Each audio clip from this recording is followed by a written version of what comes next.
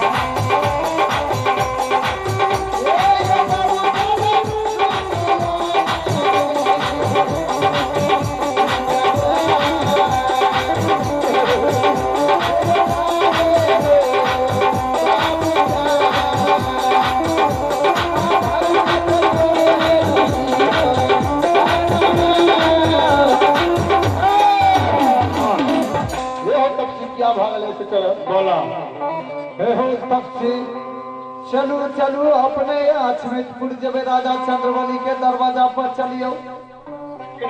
गुरु महाराज बोला हमरा तो तू कही चल राजा चंद्रबली के द्वार पर जाना बाबा एक क्या सुनला बोला बाबा हो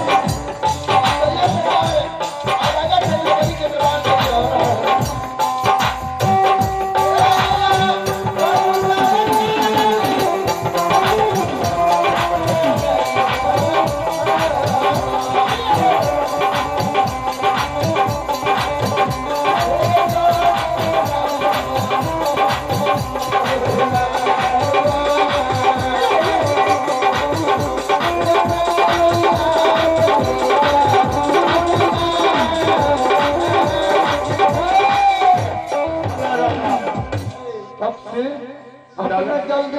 जल्दी चलू विलम्ब नहीं करियो बाबू सब गाल बेला के गो